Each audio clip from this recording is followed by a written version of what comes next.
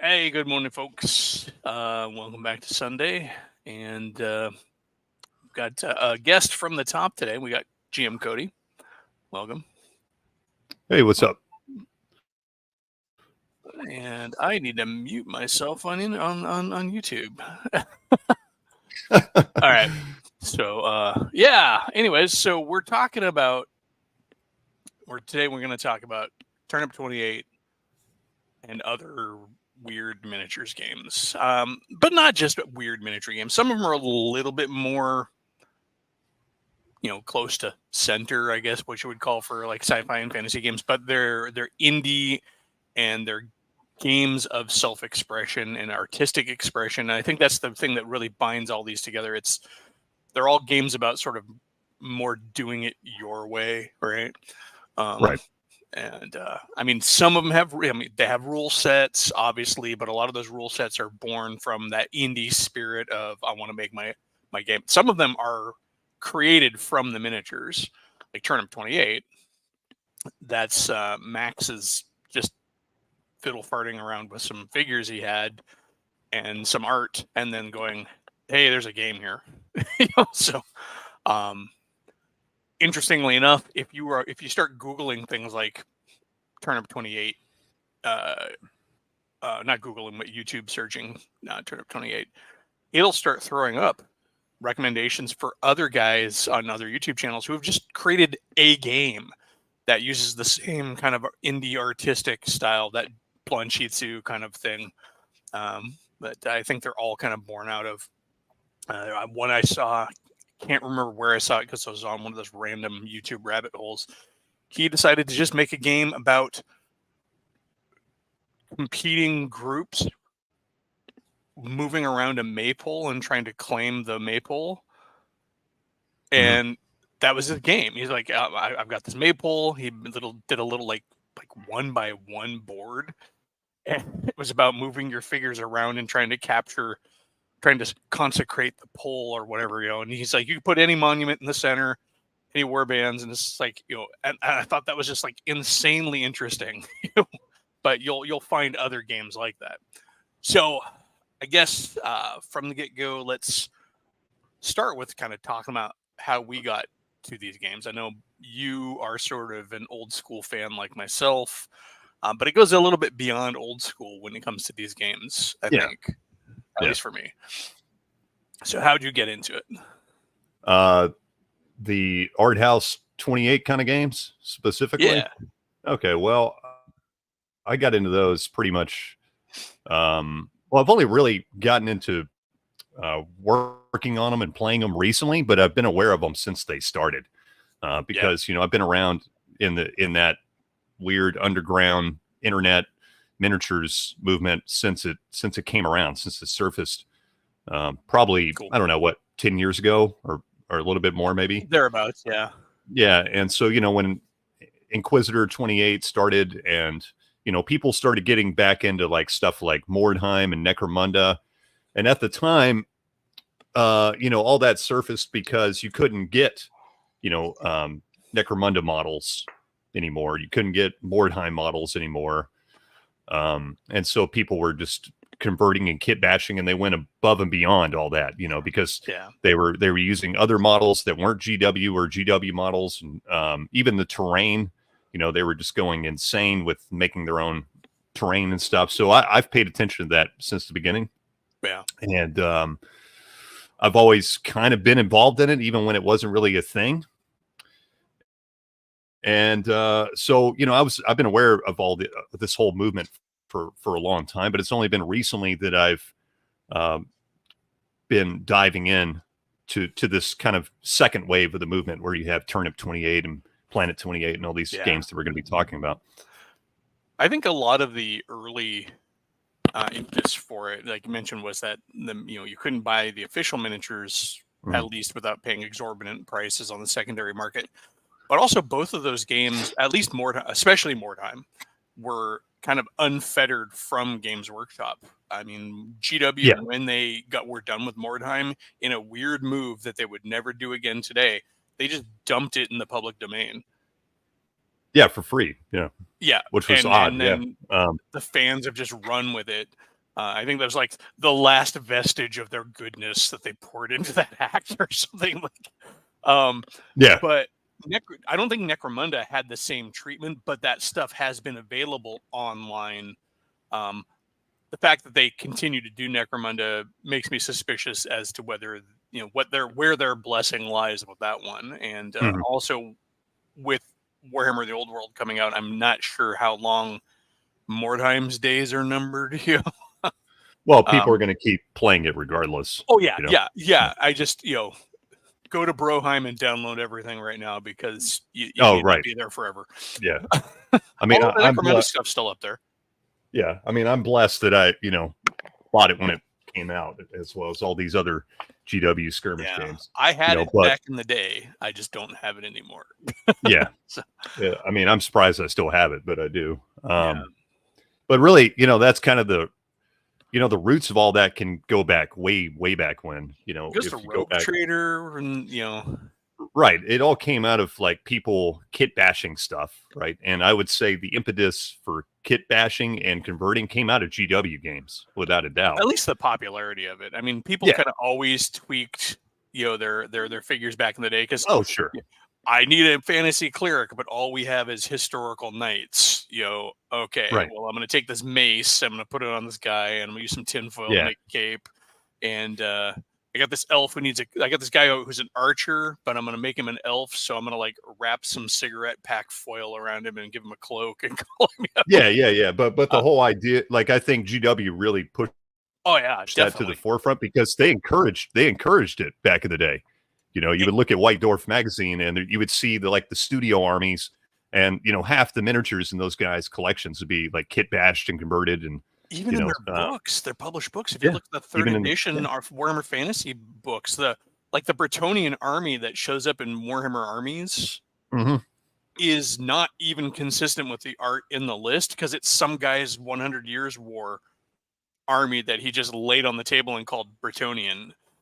Right. Yeah, exactly. Yeah. So it's all old Citadel pre-Slaughter stuff, but those pages and actually the art house style that we're talking about kind of gets its roots in those pages at GW's magazines, White Dwarf, because John Blanche was showing off stuff there, and then lots of people emulating Blanche's style, which is also where a lot of this comes from. I think Mordheim itself, I can't remember the name of the artist who did the work for Mordheim, but his art very much feeds out of that old John Blanche style, and it kind of almost like makes it concrete and solid. Just that dirty, imprecise, overly detailed style of miniature that is, I think, synonymous with that. Yeah, Jeff Taylor. Yeah, I know Max, the creator of Turnip28, always credits his artwork, the Mordheim art, as where he got his ideas from. For sure. Yeah, but you're right. That guy, even basically John Blanche set the tone for what Warhammer was. And, the whole GW grimdark style. I mean, he really did. I would say him and Ian Miller, who doesn't get enough credit. Those two guys working in conjunction in the 80s. And there were other great artists. I think there's like Jess Goodwin did a lot of the Eldar sketches we were looking at the other day. That's just insane. Absolutely. They have yet to make miniatures that are as cool as those Eldar sketches. No. Yeah. I mean, Jess Goodwin's, he's a fucking god as far as miniatures go. I mean, that dude could do anything. He could draw, he could paint, he could sculpt, he could build scenery. He was incredible. He still is. He's still around. He's still doing it. He does digital. Yeah. He's doing digital now. And it looks just like his old stuff. That is the craziest thing as an aside. So when I see traditional sculptors that transition to digital and their stuff looks just the same, it blows me away because so much of your style is in that muscle memory. Yeah. And how does that convert? I mean, it just like Patrick Keith, he's a newer artist. Jason Wiebe, both of them are kind of more famous for their work for Reaper. Both have their own ranges, but when they transitioned to digital, it's the same stuff. What's his name? The guy who does Redbox miniatures. I should know. He's one of my favorite Reaper sculptors. He does a lot of big, like, heroic Conan stuff. Same thing, and I'm just like, it just blows my mind that they can transition from that tactile, physical sculpt to moving a mouse or a pen or whatever, a digital pen. Yeah. Well, it doesn't really shock me because those old guys were real art. I mean, I'm not saying, digital artists today aren't real artists and stuff, but I'm saying those guys came from a classical art background, and they studied all, even if they didn't go to school for it, they still studied and did all the hands-on, art that you could do. They sculpted real sculptures and, as well as miniatures, and they painted and they drew and they worked in all kinds of mediums. So to them, it's easy for me to see that to them, that's just another medium to work with. They're like, oh, now we're drawing with the light pencil. So, okay, this, so it's not really, I can understand why it's still the same because they came from that old school classical art background where they were working with so many mediums, I also feel like a certain part of that's going to have to be, your sculpts are your identity when you're in that trade. So you have to learn how to make it look right. Otherwise, because if somebody comes to you and wants a Jess Goodwin sculpt, they're not going to want it to not look like Jess Goodwin. Jess Goodwin did it, right? Yeah. Patrick Keith stuff looks like Patrick Keith stuff. But that was an aside. I mean, it all comes out of that like gritty sort of almost like, I want to say punk rock style of art that Rogue Trader had in it, and the early Warhammer Fantasy, where it was a bunch of long-haired Nottingham biker anti-establishment guys just fucking around with their fantasy and their sci-fi. Sometimes getting their peanut butter in with their chocolate and mixing them up. But well, that's the other thing is those guys were just let loose, right? There was nobody there to tell them. Yeah, I mean they were. Though they were just completely anti-establishment, heavy metal slash punk rock. Pictures of those guys back in the day. Yeah, they were all like college dropouts, and they were just a motley crew of dudes that just somehow magically all came together, and they were just let loose. It just kind of they were uninhibited as far as their imagination and their creativity and all their styles. It's not like today where if those guys went to work for GW today, they would not be the same. It would not be the same, right? Because they would be told exactly, we want this, we want a space marine standing on a rock, doing that. Back then it was like, okay, look, mate, we've got these space marines. What's a space marine? Just Goodwin talks about when he sculpted the first space marine. He's like, what's a space marine? Right, they didn't even know. So they just came up with names and rules like, hey, we need some pictures to go along with that, so they would just make shit up. And apologies to all our British or all our UK listeners, right, for the bad accents. But it's just like it's totally that, and I'm completely there for it because it's. I think that's what we were talking about this the other day on Discord, you and I, and that's why those old school sculpts are so different from a lot of newer generation sculpts. Is that classical background? And then some of that no rules, it's like, it's just that unfettered creativity. If you look at the stuff that came out for Walpartha and Citadel back in the days, pre-Slaughter, pre-GW back in the days, a lot of that never had any, it wasn't like there's a monster in a rule set, here's a miniature of it. It was like, what's a whatever, like here's a blah, blah, blah on a such and such. And you're like, all right. It's cool. Like one is like a goblin. There was like a goblin or an orc on a tusker is one of the miniatures I remember. I'm like, that's nothing. There's nothing in any of the games for that, and it just, they would just make miniatures of things. A lot of classic archetypes, obviously, Elf Ranger, Assassin, Paladin, some of that really early, D&D stuff, but a lot of it was just whatever came out of their tools and whatever came out of their imaginations and their sketchbooks. And bringing it back to topic, that's, I think, what makes these kind of games really super cool is that they invite every individual playing them to engage in that same sort of expression. It's, Turnip28 grab yourself whatever, make it look slightly on theme, but boy, do people really broadly interpret that theme. I mean, there are people who are just like, a lot of people are like, oh, that's the one with the scuzzy Napoleonics. Some people, I mean, I have an entire force that I'm working on that's all fishermen and guys wearing giant fish skins as costumes and stuff. It's not exactly Napoleonic, but that's because I started out with just what I had. I'm like, I'm going to do Turnip28. I have 0 Napoleonics. I have a bunch of Perry 100 Years War, and I have a bunch of old Vikings that are sitting around, and Vikings in trousers turned into fishermen really, really easily. So, but yeah, it's so Turnip. I guess we should explain. Let's start from the beginning. Let's explain what some of these games are. So specifically, we're talking about the 28 movement and Turnip28. So, kind of give a synopsis of what Turnip28 is. All right. So Turnip28 is a how's the best way to put this? It's almost an alternate history, where the Napoleonic War never really ended, and the world was ravaged by some sort of unspeakable root that then got into everything, wrecked the world, and people just sort of go on in the muck, in the filth, in the the desperation of the world, forming little war bands. Pretty much everybody's insane.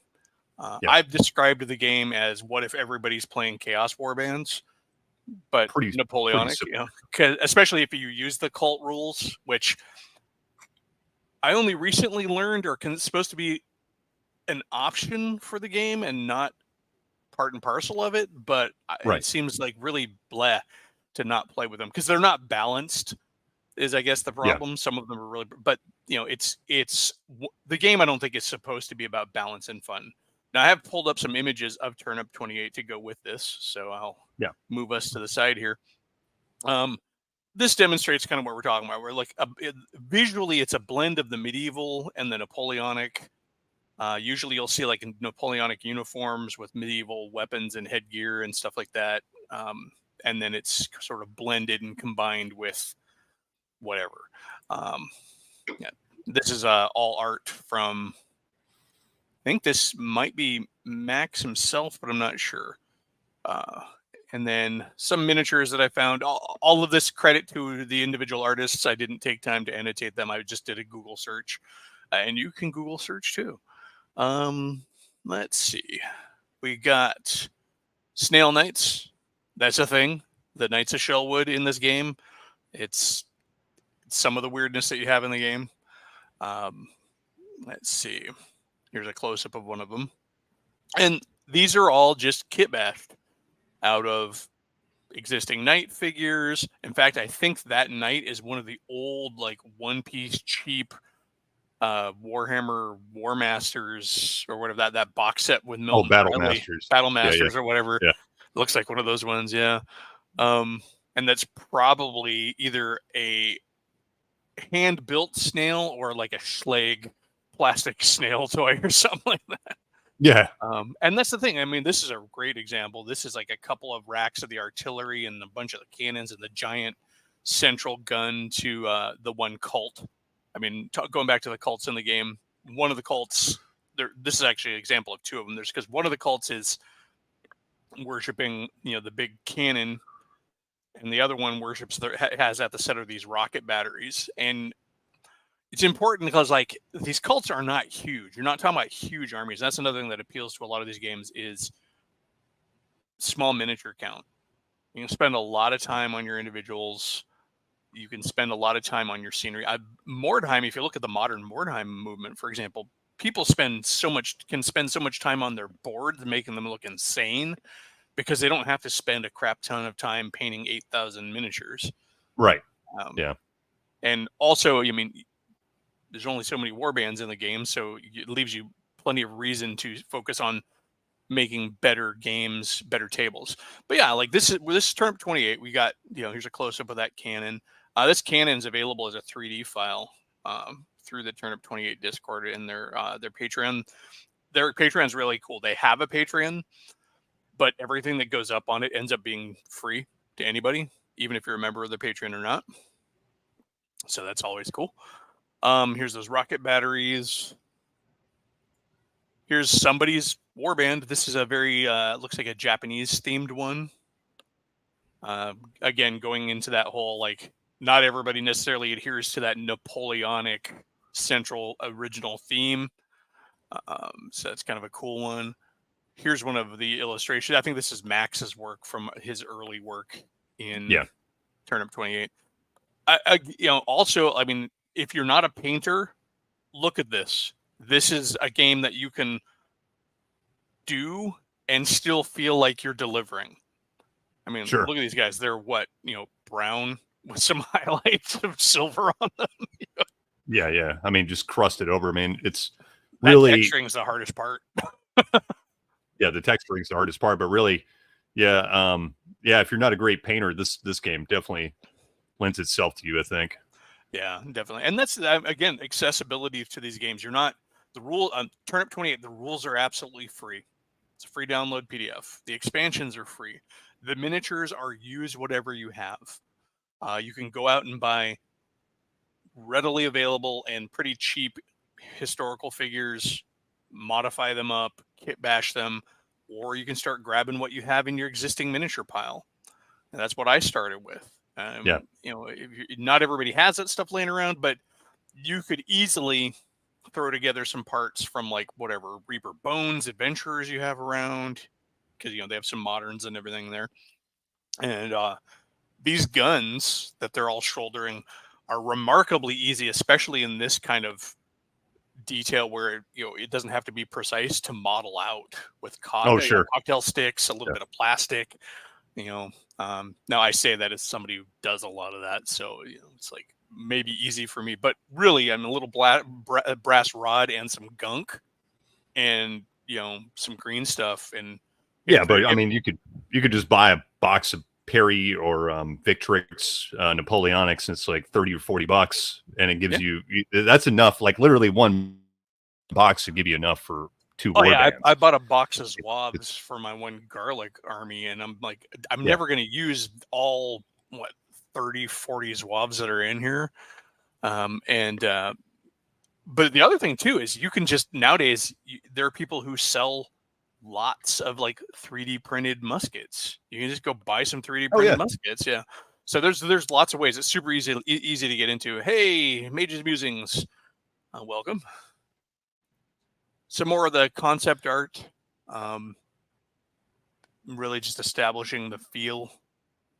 Yeah, this is Max Fitzgerald's work. I was wondering who did the art originally, but it's funny. You can look at Fitzgerald's work, and you'd almost think it was the guy who did Mordheim. His style is so similar. It's so similar. The shading and stuff.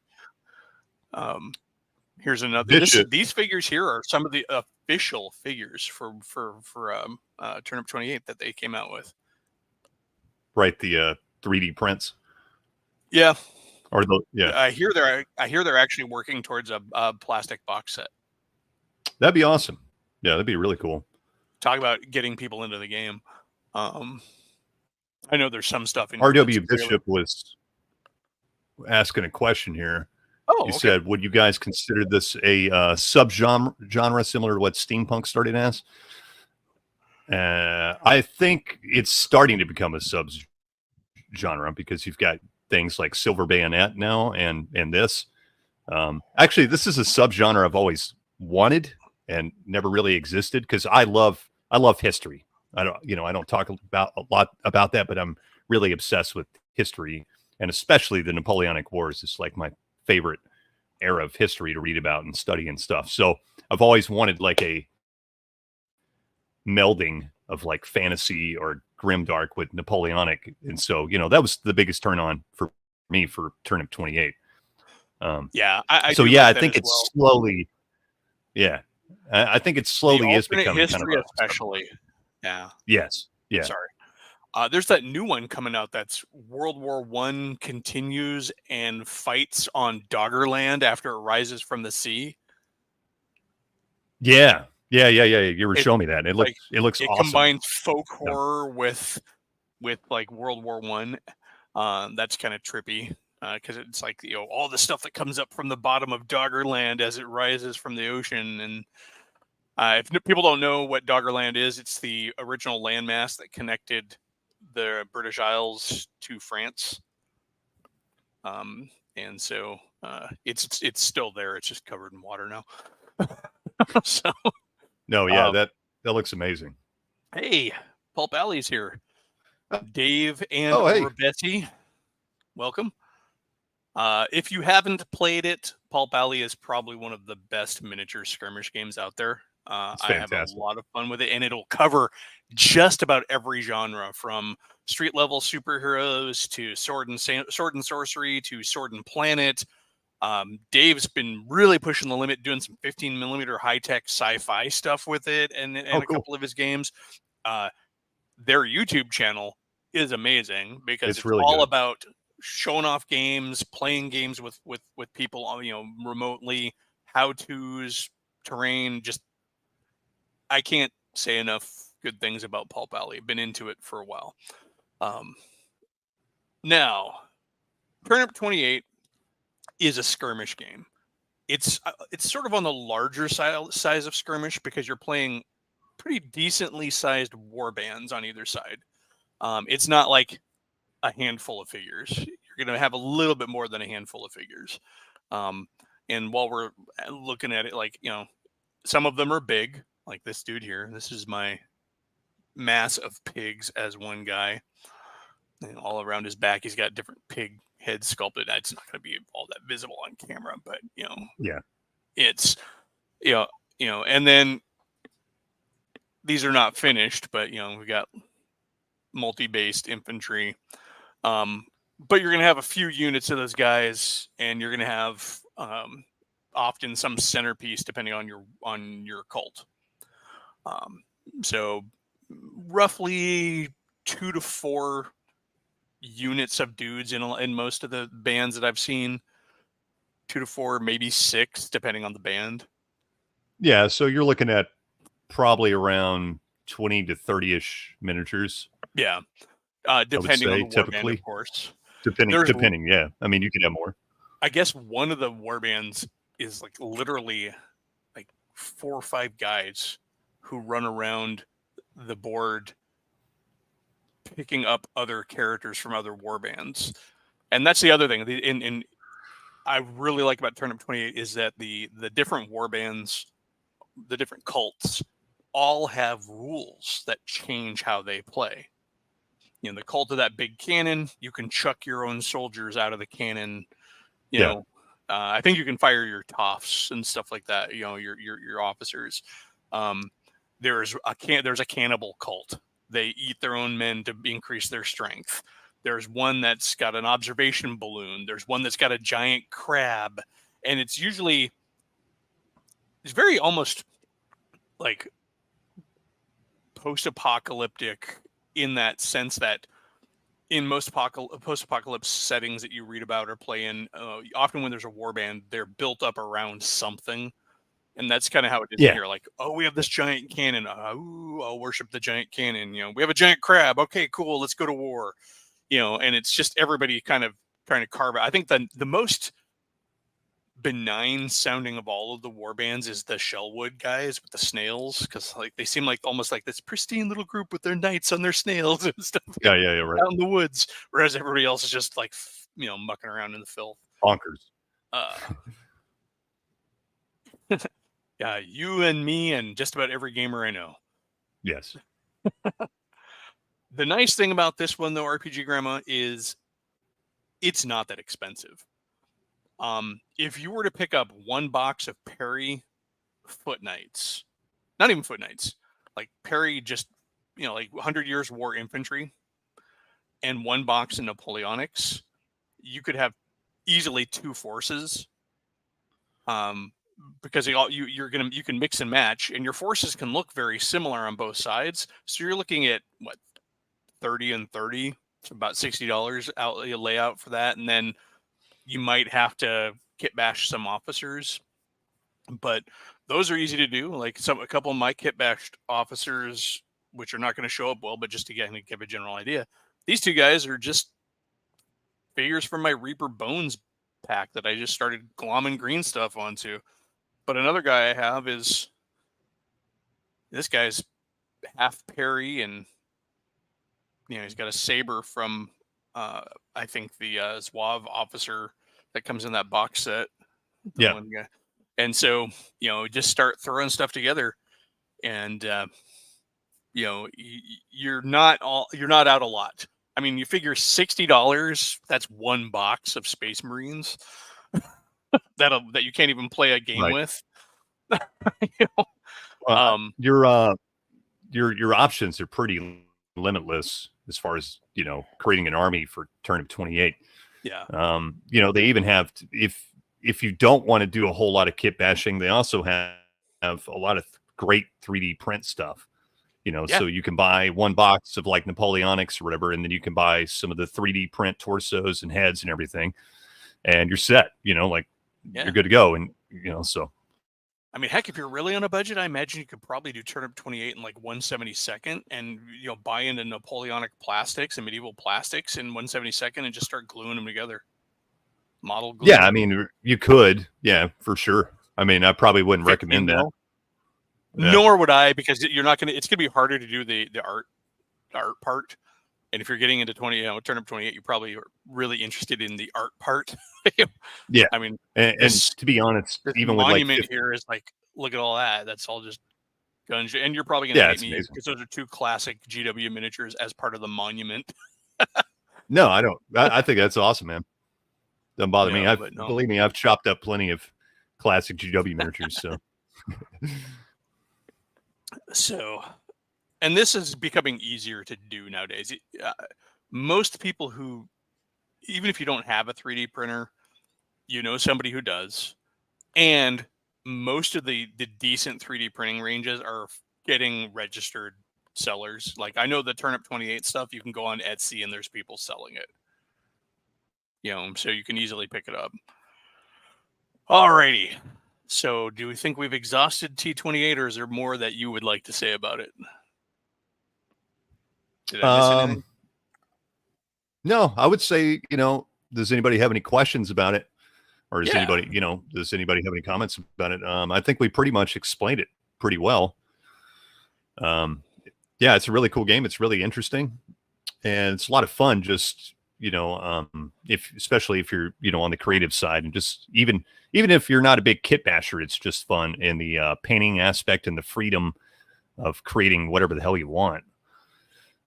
And it looks like a fun game. I've yet to play it yet, but it looks like it would make for a good, fast, fun game. So game mechanics are basically based on the old Games Workshop skirmish games.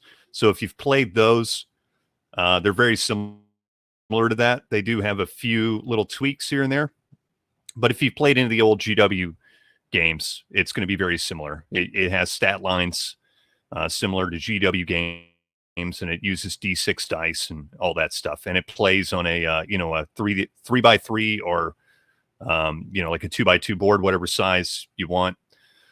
And I will say you need some specific terrain types, but you don't necessarily need specific terrain. So that's one thing to consider. Yeah, you need like dangerous terrain and impassable terrain, and but again, that is all super customizing, and it can be really simple to make a lot of that. Slap some spackle on a sheet with some twigs.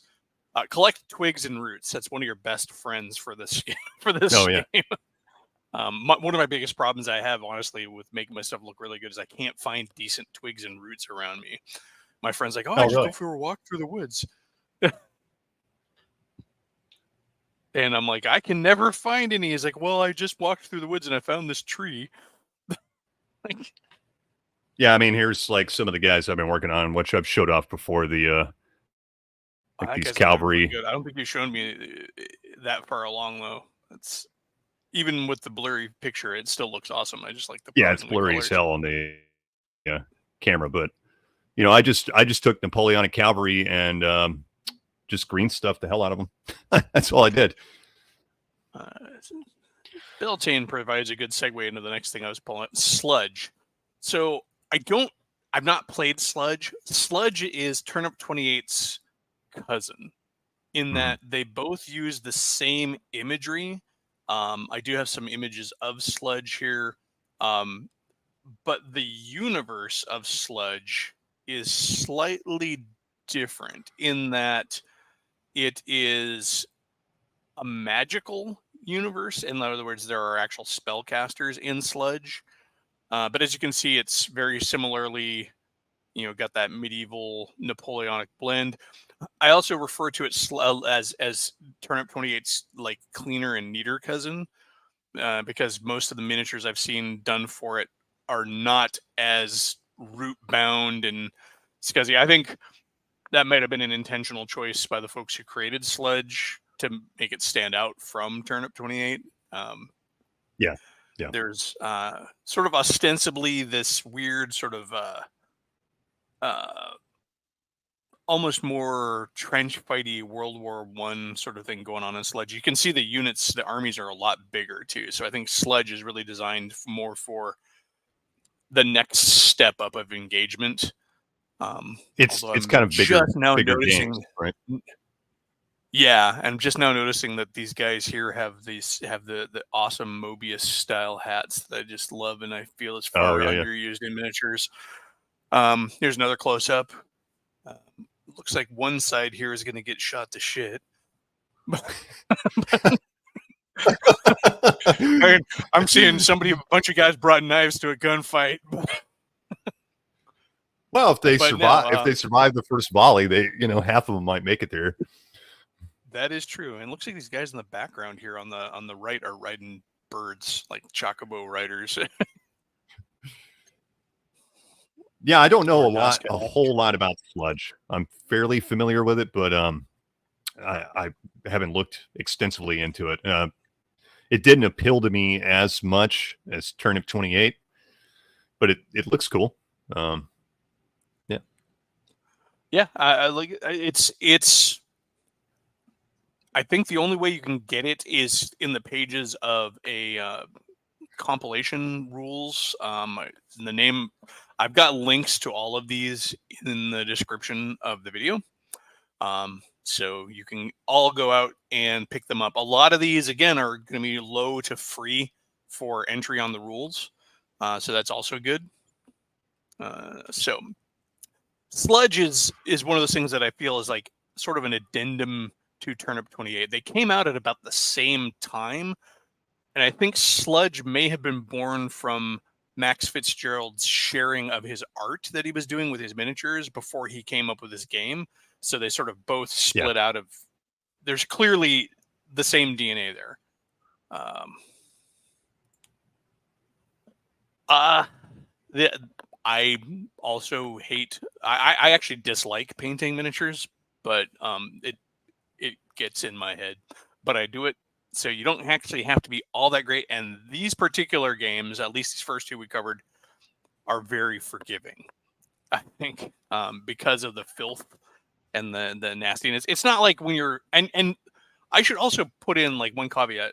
You can do that with any miniature for any game.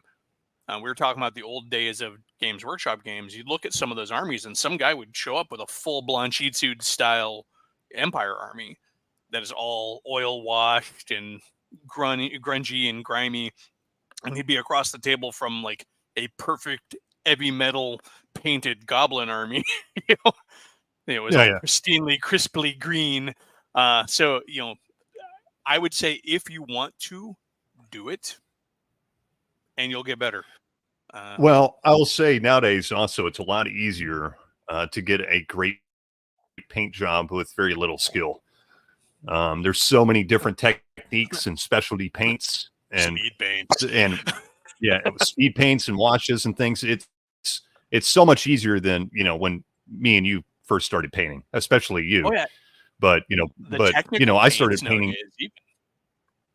Yeah, Yeah. I mean, I started painting with enamels, Same. when I first started. So that was a freaking nightmare, Yeah, I know nowadays there's so many specialty paints. Like if you want to do a patina on your copper, there's a paint for that. If you want to do rust, that's actually all three-dimensionally textured and stuff, there's a paint for that. You want to do oil streaks, there's a paint for that. I mean, they have everything is so dialed in. And all of these specialty products are generally born out of techniques that old modelers came up with. Like Oh, contrast paints absolutely. have been around. Games Been Workshop's around like contrast paints. for a long. Like Yeah, it's nothing modelers in new. the 70s were making them, Yeah. making them themselves. Well, also, back in the day, we used to. Well, they still. There's lots of speed painting techniques, which I'm not going to go into a lot of them. But nowadays you can buy all these specialty spray paints. You can just do glazes and washes over that, and literally, I did that as an experiment, even though I like old school painting. I'll say one thing: me and Eli are kind of opposite realms of the hobby aspect. I'm much more into the painting. He's much more into the modeling. Yeah, so we differ. I love to paint. I love painting miniatures. I'm I on record like, as saying I'd rather sculpt a miniature than paint one. So. Exactly. See, I'm the opposite. I'd rather paint than sculpt or model, even though I enjoy that too. Yeah. But yeah, I did that for like an Eldar army a few years ago, a bunch of jet bikes, and did a Sam Han army and just painted, spray painted them all red and did a glaze and a wash. Oh, I did like a really extreme dry brush highlight and then just glazed the hell over the top. And, so there's all kinds of crazy techniques nowadays, even if you don't have a lot of skill, and you get great results. Yeah, I think that's fair to say. It is easier to get those high end results nowadays than it may have been in the past, because in the past you would have not only had to know the technique, you would then have to know how to mix the proper stuff to do it, and now it comes in a bottle. Right. And also, back in the day, people were a lot more guarded about their techniques. Nobody showed me. There was one guy that showed me how to paint back in the day. But mainly I just figured it out. The techniques I have, I just kind of either learned from reading it in like magazines, or every once in a while I'd see some guy painting. I'd be like, hey, how did you do that? And he may or may not tell me how he did that, So yeah, if you're lucky, but nowadays everybody's do an article on it. yeah. But nowadays everybody's so unfettered about their information that it's great, Yeah, there's 8 million YouTube channels you can just watch. Yeah. Wilhelm Minis is a great channel. The guy is an artist who likes to screw around with miniatures. And so he'll, when he did his Turnip28 stuff, he was just like, I've got these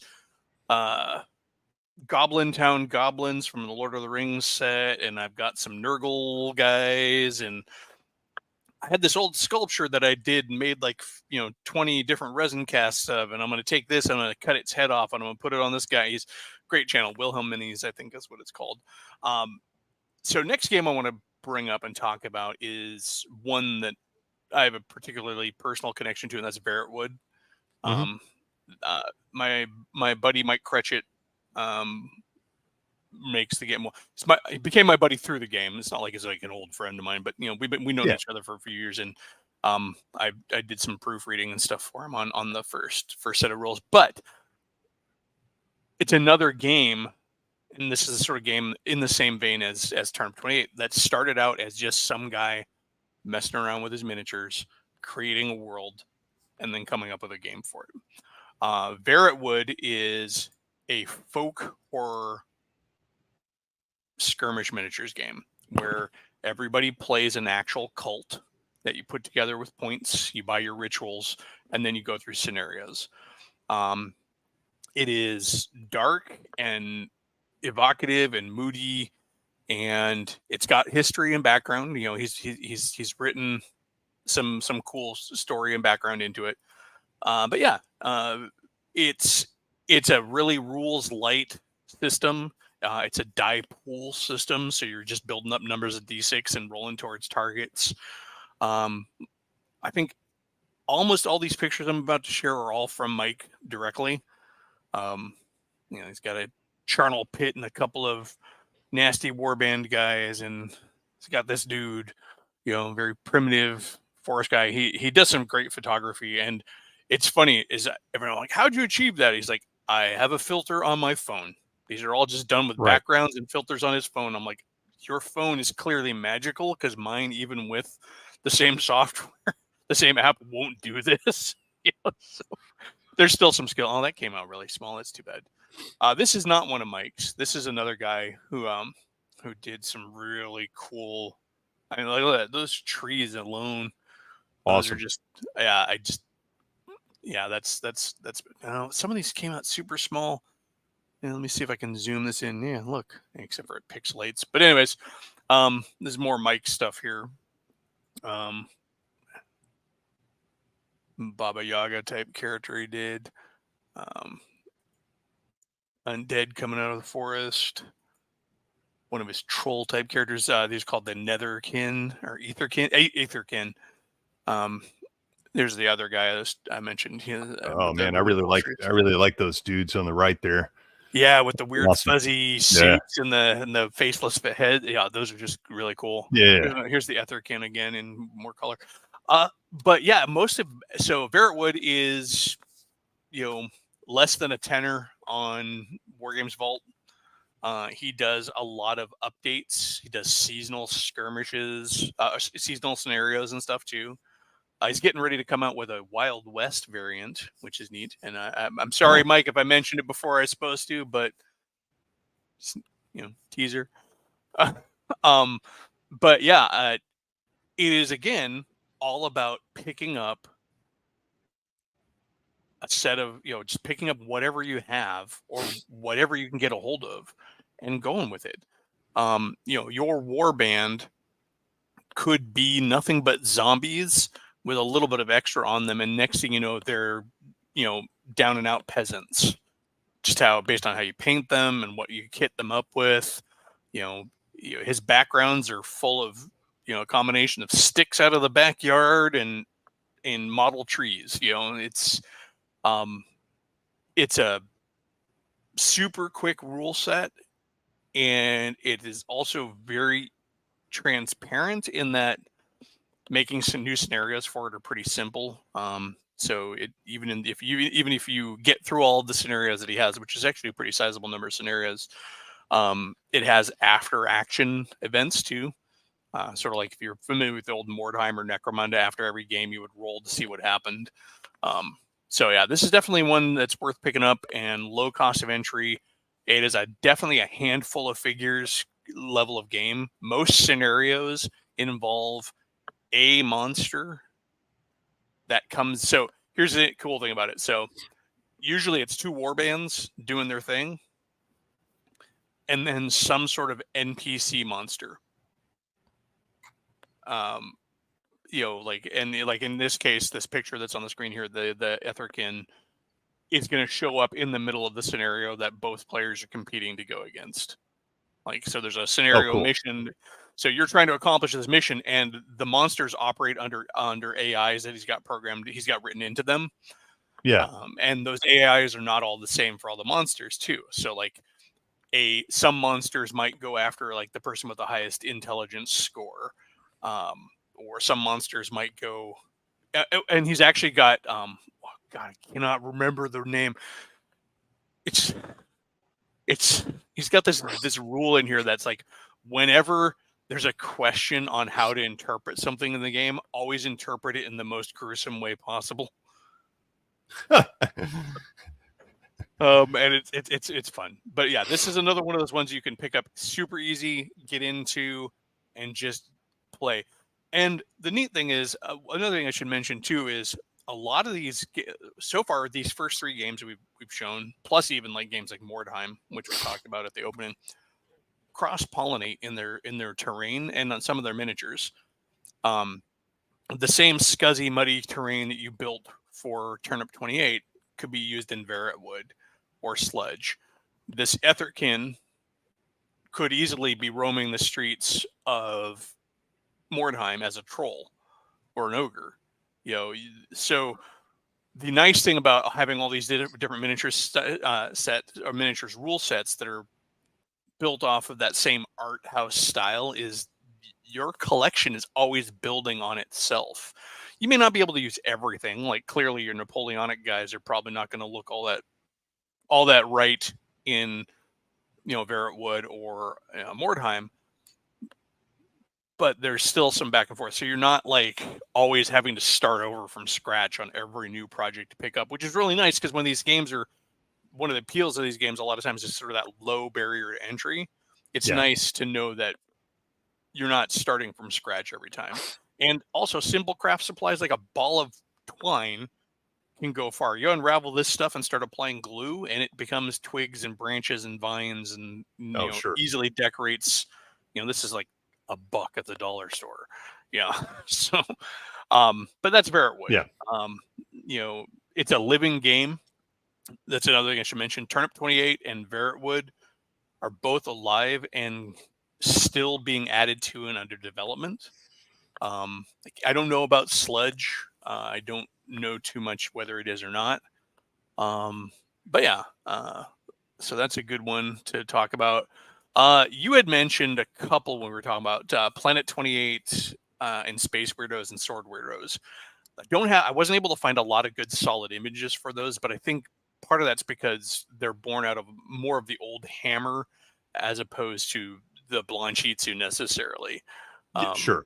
And I'll let you speak to those because you're a little bit more up on those than I am. Well, like Planet 28 is very much based on the old Rogue Trader era of Warhammer 40,000 is essentially what it is.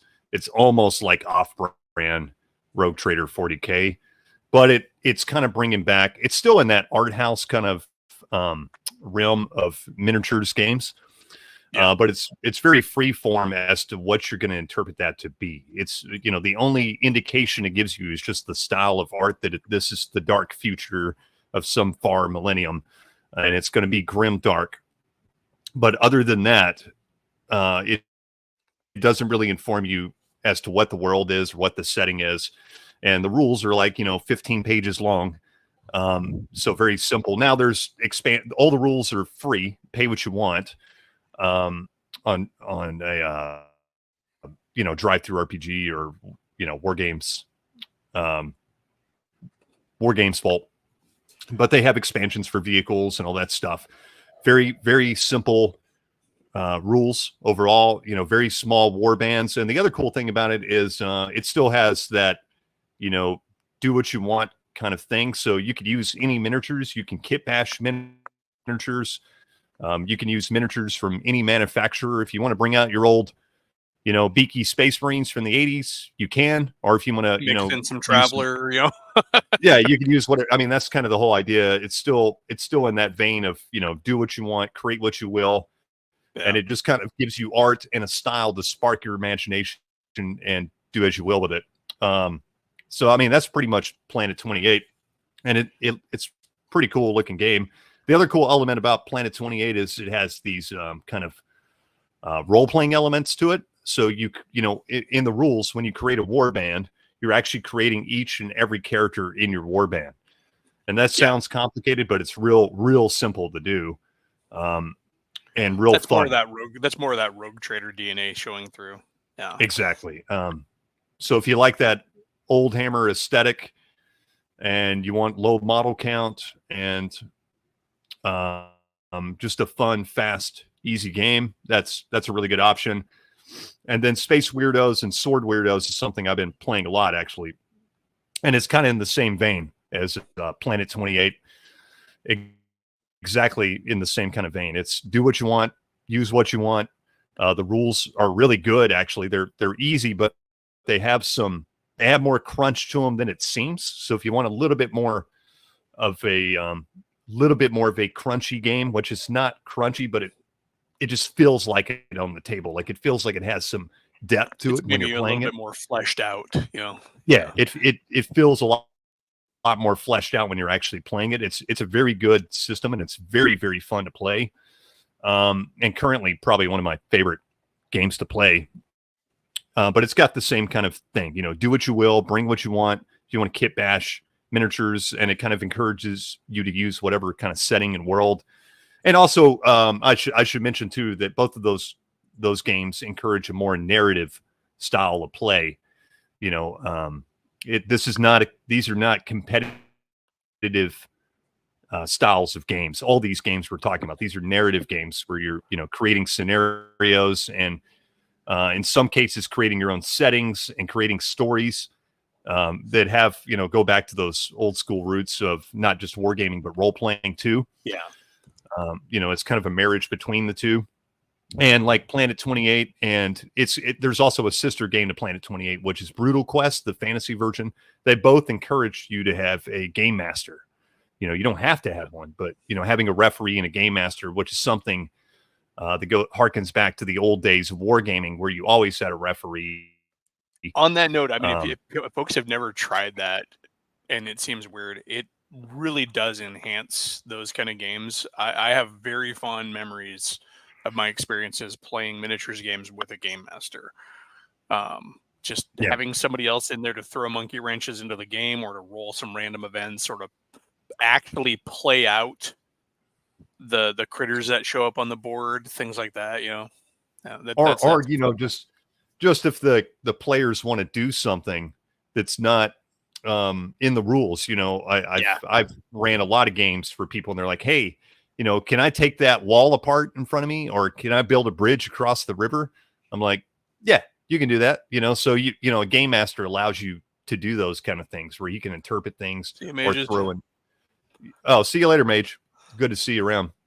But yeah, Game Master really adds a lot to war games, and I think it's kind of a forgotten element of war games that is starting to come back into the consciousness of, especially in these indie games and in the art house games and stuff. Yeah, you mentioned the competitiveness, and I think a lot of that feel of competition, even if it's not intended by the rules, comes from rule sets that try to nail everything down.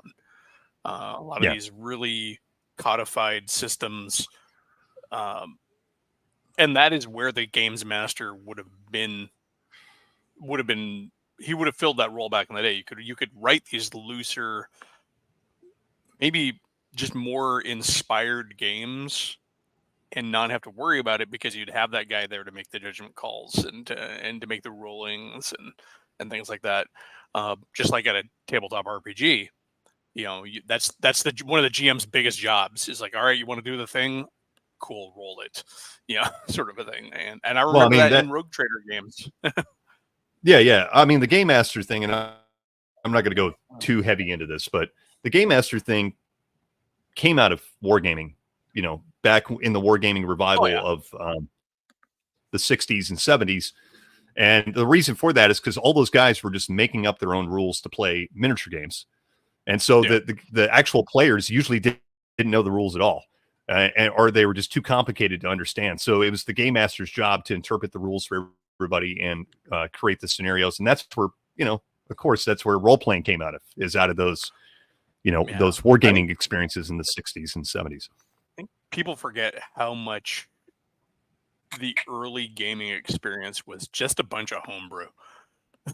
Yeah, it was just a bunch of some guy who was fanatically into something, who had played a game or two or three or 1,000 and decided, I'm going to write this game, went home madly in a coffee and bourbon crazed, fit overnight, came back with, 5 pages typewritten, or scrawled out out of his hand and said, we're going to play this today. I got this great idea, and then everybody like, all right. And that's one thing I think, if you can capture that lightning in your gaming group, that willingness to try new things and to just embrace things, it's such a better table. I've mentioned it before, and we'll get back on topic here in a second. There's a great old website called Major General Tremor Rettering's page or something. Basically, Tremorden Rettering, and it was what got me into Victorian sci-fi miniature gaming.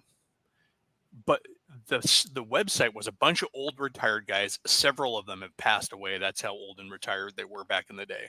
The site is not even up anymore. It's actually preserved online through like the Wayback Machine or whatever it is. Or these guys started as a bunch of historical gamers, and then slowly but surely, so they were playing in sort of an imagination, so they could play what they wanted to. They were playing in their land of Wazulu land or something like that. Sure. Instead of Zulu land, Wazulu land. But and it had like the Wazoo River, so you'd have to go up the Wazoo, and essentially all this tongue-in-cheek stuff. But anyways, it was still primarily historical. First of all, the page is still there, and I'll add it to the links here just because I mentioned it, but because they have a lot of really good, like, easy modeling stuff. But they were a bunch of historical gamers, and one guy would just one day brought a land ship. Yeah.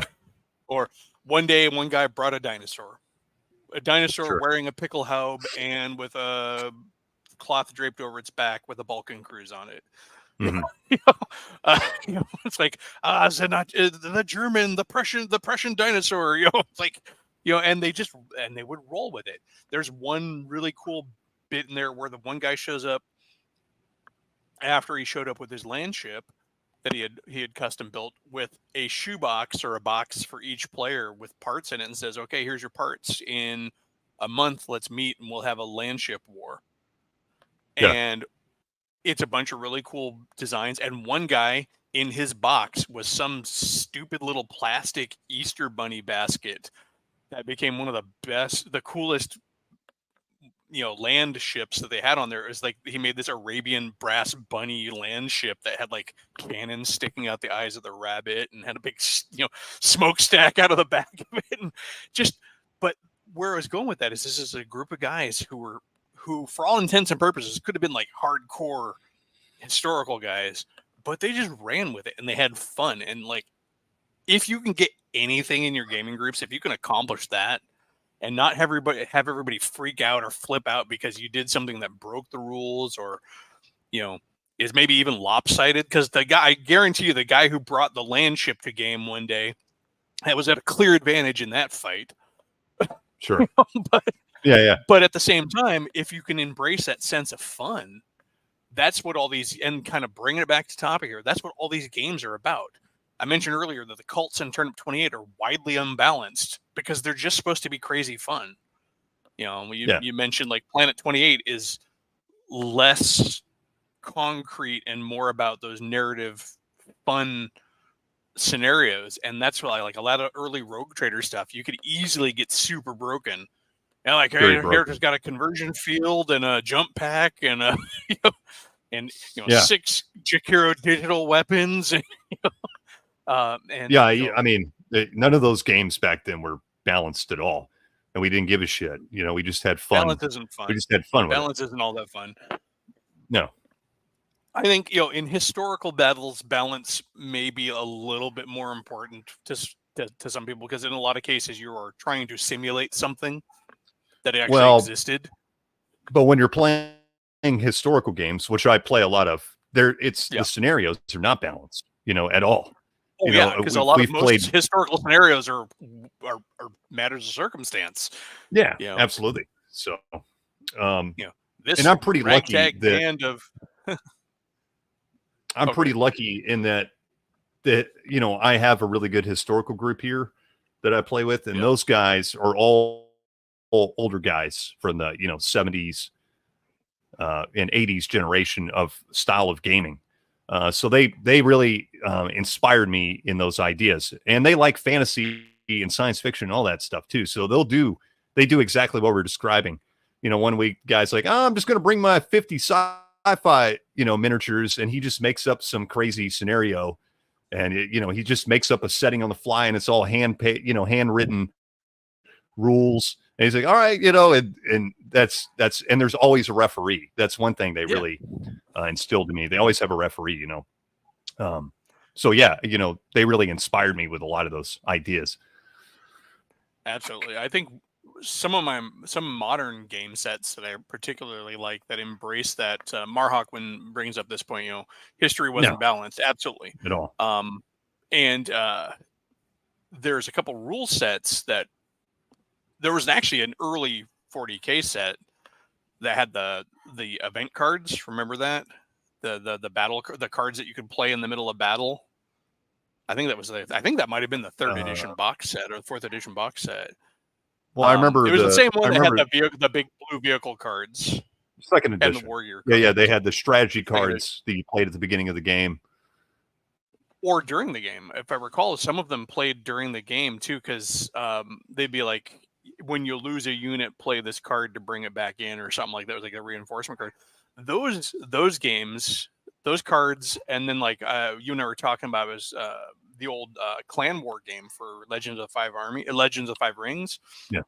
You built a tactical deck for that game. I mean, your deck might be that thick, and you would still have to randomly draw into a hand.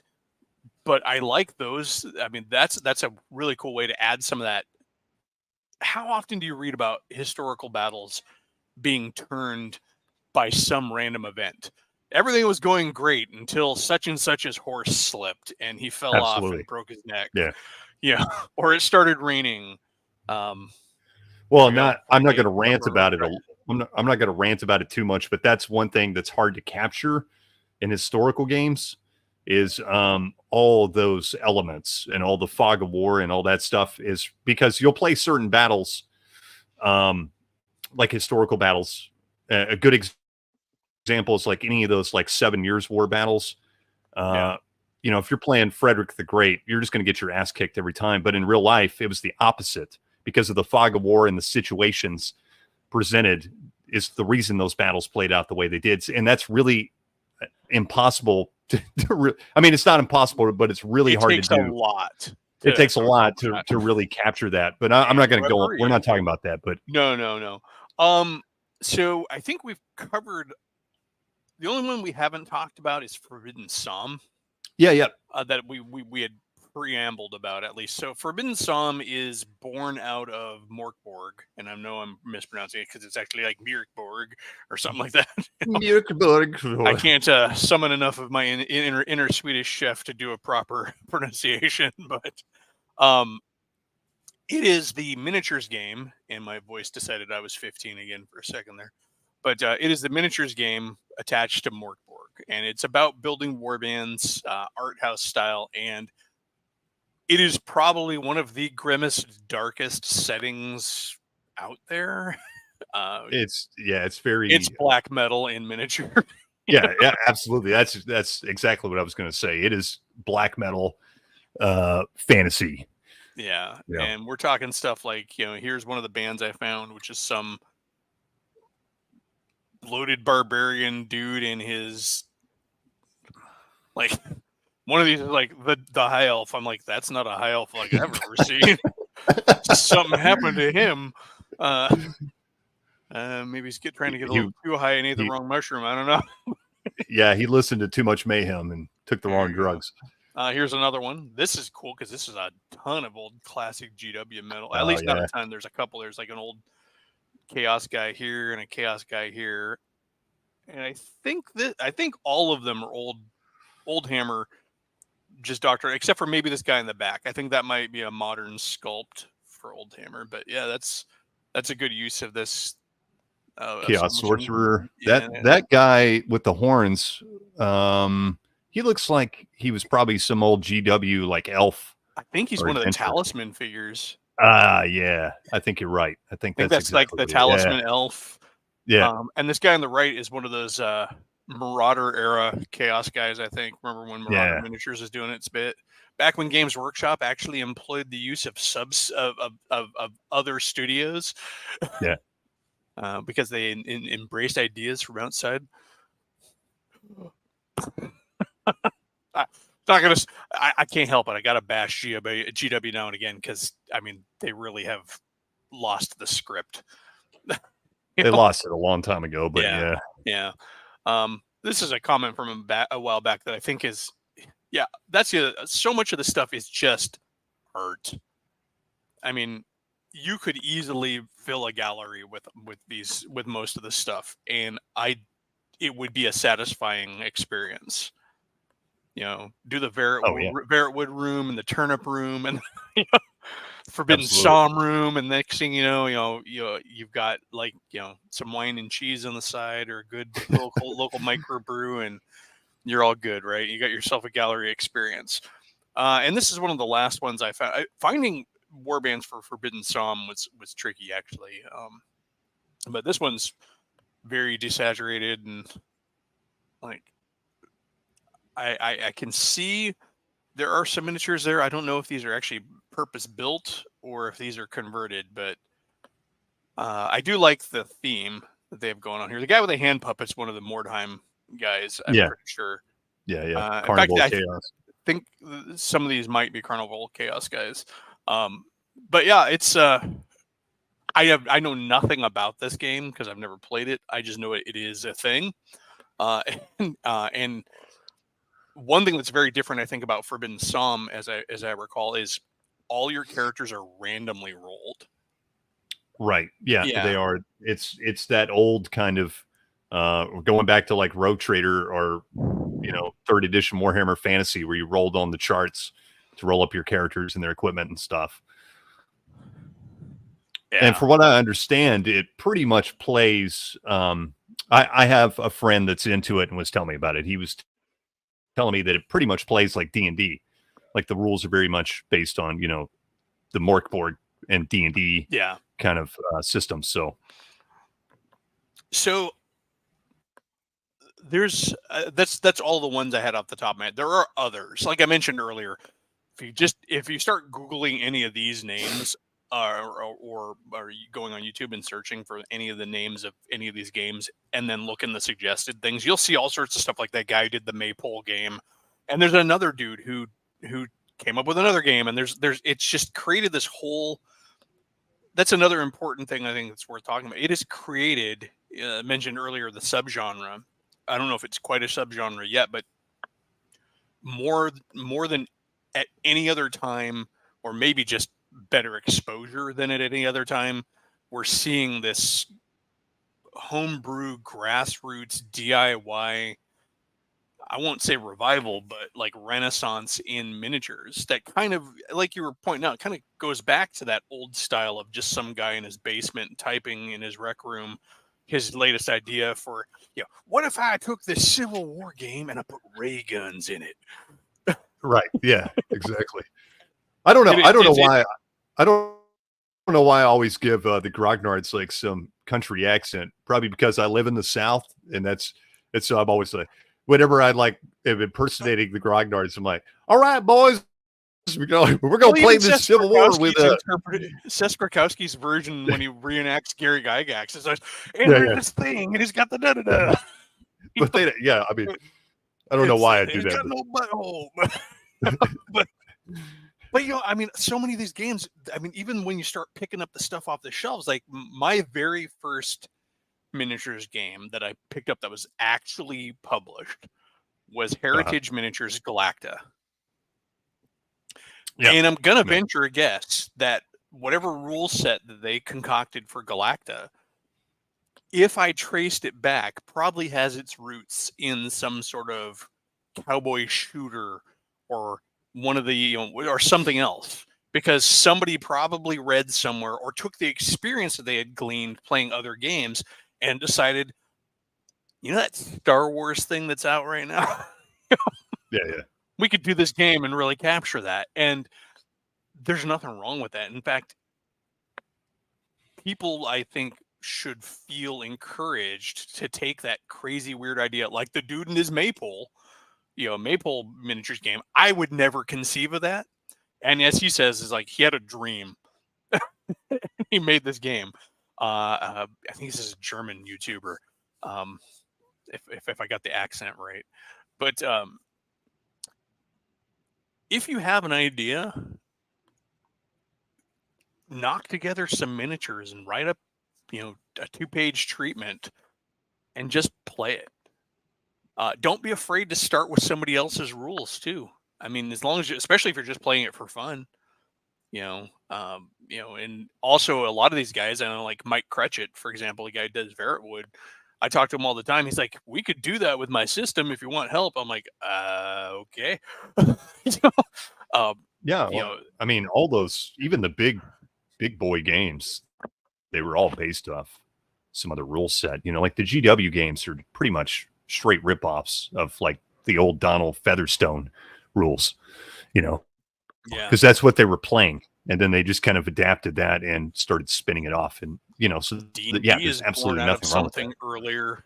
So, Sure. you know, Yeah. I mean, all the greats are built on foundations that started somewhere. The only difference is that nowadays those guys have big banks of lawyers and can get litigious if they want. So, but again, exactly. if you're doing it for fun, doesn't matter. But also don't overthink it. I mean, going all the way back to the roots of my gaming with miniatures before Galacta, it was whatever we pulled off the pegs at the game store, and we sort of just naturally fell into armies because each of us had a favorite thing. Like one guy was like really big into goblins, and that guy was really big into dwarves, and I was really big into the elves and sylvan creatures, so I had like centaurs and stuff like that. And next thing you know, we've all got factions and armies, and we came up with this weird and quick and easy set of rules. It's like, okay, if it's human sized, it uses a D6. If it's smaller than human, it uses a D4. If it is slightly bigger than human, like a bugbear, it uses a D8. And we would just roll. They would come together and we would roll, and whoever rolled highest won the fight. It's very similar, very simple.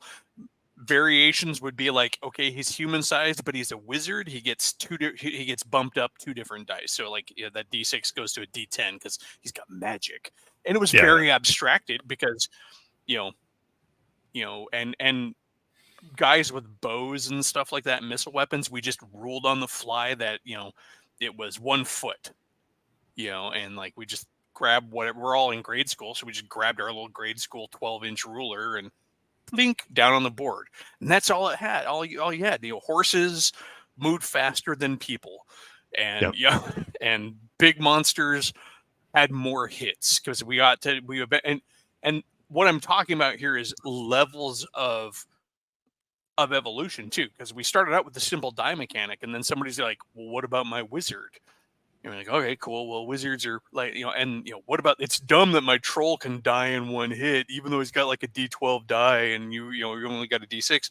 All right, so your troll can take 2 hits or 3 hits, and then, what about the dragon? And next thing you know, we've got a kind of robust thing, and it was not ever written down. It's just me and my friends. It was in our head, and we were just playing it. And were we dissatisfied? No. And guess what? That also then sort of progressed into its own form of the chainmail, the D&D thing. Even though we were all playing D&D at the time, we took our simple rules and we started building dungeons out of Lego. We had this huge collection of Lego, and we'd build these huge dungeons on the living room floor, and then we'd cover the top of it with pieces of paper so you couldn't see the dungeon except for as you were going through it. And we would use our rules. Okay, come into this room, and there are 8 orcs, and we'd have like orc figures laying in there. Okay, now you got to fight through the orcs, and or there's a trap here, and we'd actually try and build the traps into the Legos. Like there's a pit, flip this little lever, and but we were 8, 9, 10 when we were doing this. Some of us were a little older, so I guess what I'm trying to say is like if you want to embrace this indie weirdness, this fun idea of just playing what you want and just having fun, then go with it. Both Max Fitzgerald and Mike Cretchett, the 2 guys who did Turnip28 and Verit Wood respectively, they started out just converting miniatures for fun and building a story in their head, and then a game came out of that. I absolutely, everybody should do that. If you like minis and you haven't, try it out. That's exactly my roots. That's how I got started in miniature gaming. I mean, I was aware that there were these, I was the same age as you, I was 9, 10 years old when I got into all this stuff, and I couldn't afford all the rule books and all that stuff. So me and Andrew, who has been on my channel, we did a live stream. He was the guy that got me into it. And, we just had a smattering. We would buy whatever looked cool. When we'd have $10, $5, whatever. We'd go to the hobby store and just buy a smattering of miniatures. And we would just, we just play on the floor and make up rules. We just make up games. And that's what we did. And then when we got older, I kind of, when I got older, I was started to get more into the there was a period in time there where I was very getting into the tournament scene and playing competitively, and I got in the meta for a while, and then I just got so burned out of that. I went back, to the roots of what we were doing when we were kids, So when I reintroduced Andrew to miniature gaming in our 20s, we started doing the same thing we were doing when we were kids. We were playing these old rule sets, but we were like, hey, let's do this scenario. And there's like sandworms and, we would just start making up all this stuff, like we did when we were a kid. And it was very, very refreshing to go back to that. And I'm never going to look back. That's the style of miniature gaming that I want to go with. I'm totally done with the competitive tournament metagame scene. I'm not going to go back to that. Yeah, I mean, I can see a certain appeal, and if I can use a couple of friends of mine I know, it comes down to how you interface with this too. I mean, some people cannot conceive of it unless it's on a peg somewhere and in a rule book. And I've got some friends, for example, like I will go online and buy my miniatures, no problem, right? I like stores, but they're fewer and farther between, and a lot of stores don't have.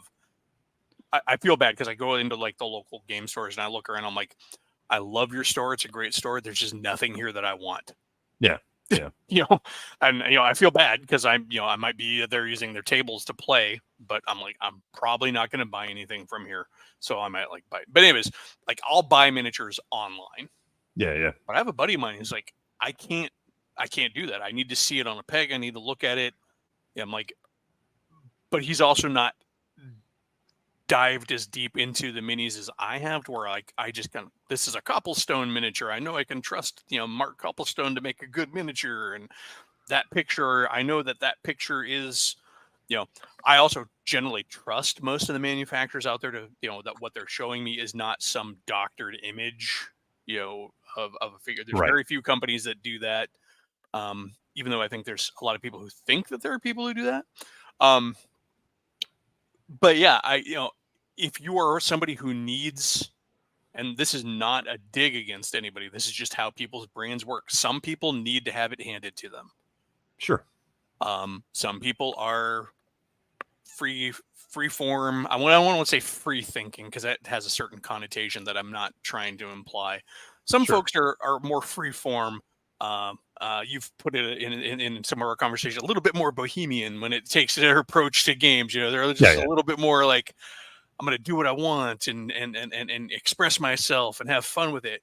And some people have to come in one side of the, spoon-fed, prepackaged, and come out the other side seeing, learning that experience. Yeah, like you mentioned, you kind of came in, went through that period of competitive tournament scene, and then came out the other end. I think a lot of folks are doing that. One of the reasons we're seeing this kind of this growth too is I think there are a lot of gamers who are hitting that point in their evolution to where they've been there, they've seen some things, they've done some stuff, and the major players in the industry have maybe left them with a bad taste in their mouth.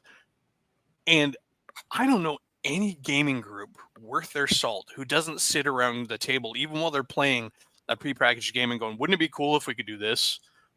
Wouldn't it be cool if you could do that? And I know I can't get into a game without having some sort of homebrew for it, even before I've even played the game. Because that's my brain's like, I'll read about something in the lore. I'm like, why is this not in the game? Why is this bit of lore that you've just talked about this world? Why is it not here? And I'm going to write that up. Like back when Games Workshop, when I was doing Warhammer, there's an island of Albion up here, but it's in no army list anywhere. I'm like, all right, I'll write it. But there's a lot out there, and you can have as much fun or as little fun with it as you want. Like board games come in all shapes and forms. I'm getting back into these. I pointed that out. The old pocket games. I never got to play them when I was a kid. How many of those like that? This game here, Ultra Warrior, I bet you this would make a pretty solid miniature skirmish game. Oh, absolutely. Each player plays one guy with an assortment of weapons fighting around a little battlefield. That sounds like a great excuse for miniatures. But So I think we've covered the games we wanted to cover, and we kind of covered the basics. Is there anything else that you can think of that we didn't touch on? And we can also open up for some questions from the group.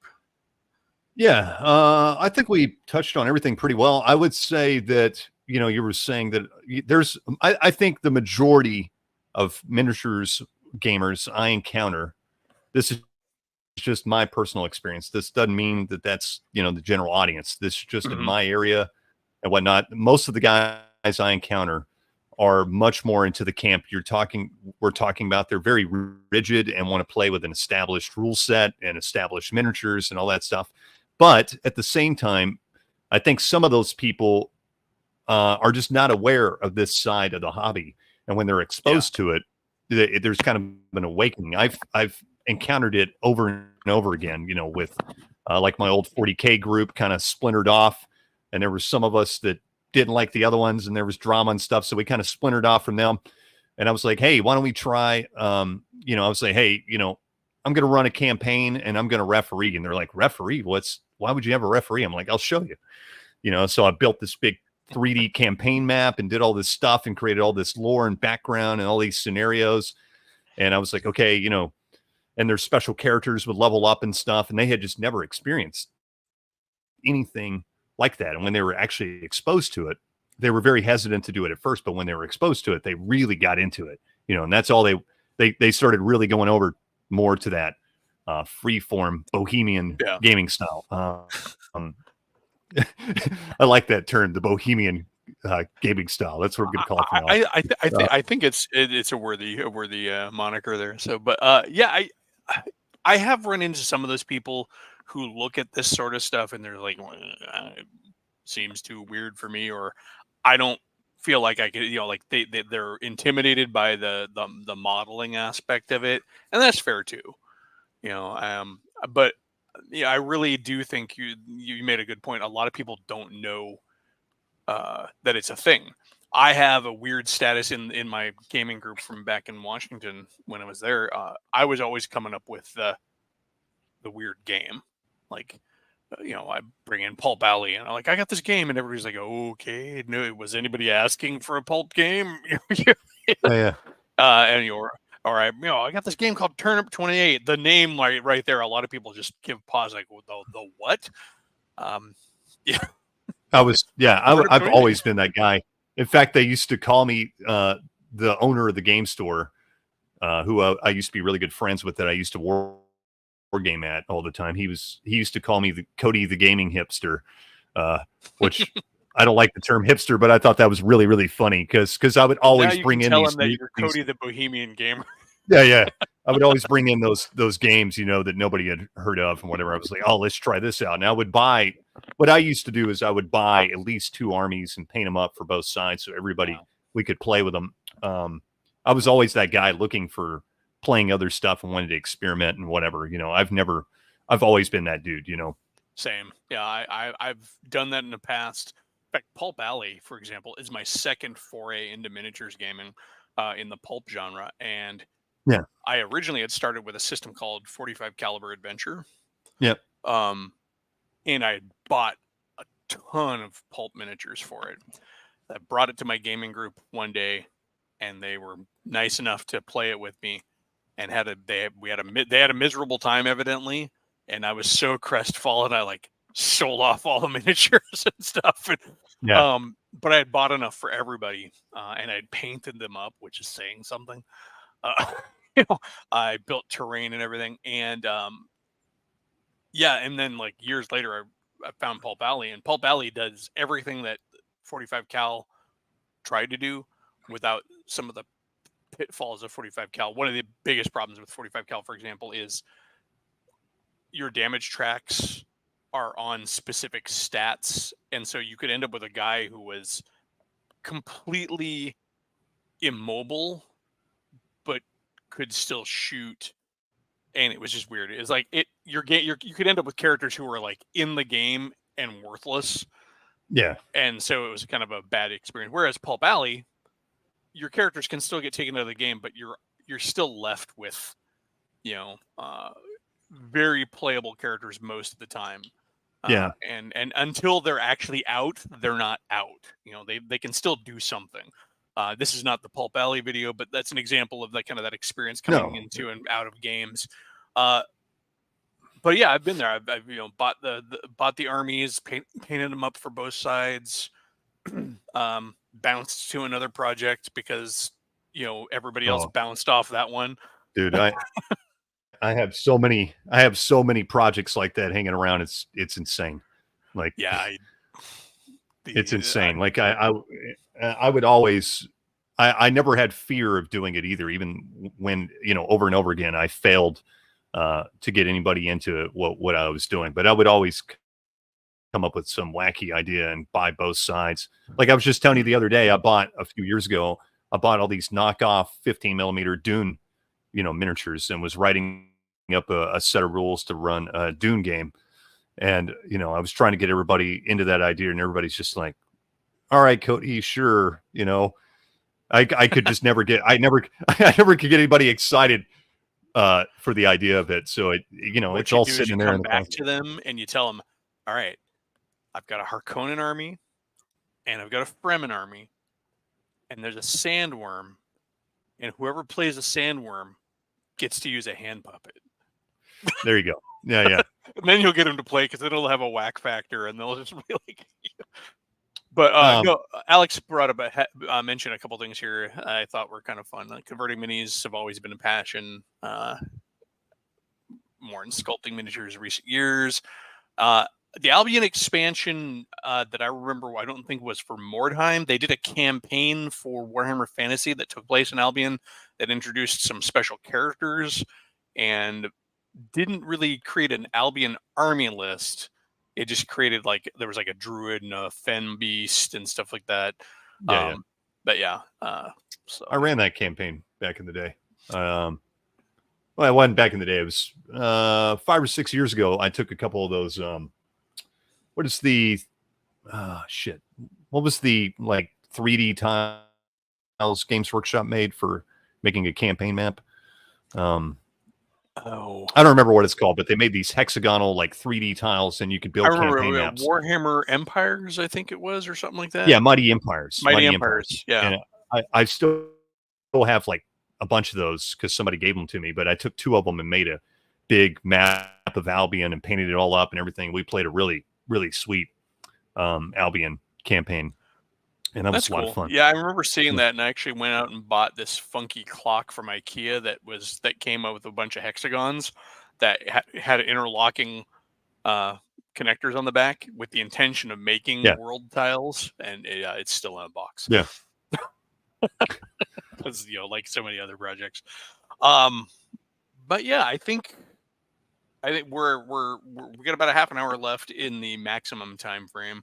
If anybody has any questions, now is the time to throw them out, and we shall try to answer them. If nothing else, I hope we showed you a side of miniatures gaming that maybe you hadn't known about or considered. It doesn't have to all be weird too. I mean, you know, I keep talking about like we've shown off a lot of very dark, grim, dark stuff. I was talking with Mike from Verit Wood, and talking about, you know, I wonder if you could do an art style in miniatures that is the opposite of grim dark, and we kind of coined this term grim bright. You know, where it was like the hyper saturated, like very bright, still Blanchitsu, but imagine taking Blanchitsu and making it like hyper colored, like all like bright and shiny armors and fairies and you know, and that whole magical side of things. Yeah. You know, could you do have I ever played? I have not played Pirates of the Curse of the Curse Seas. In fact, I'm not even sure what that game is.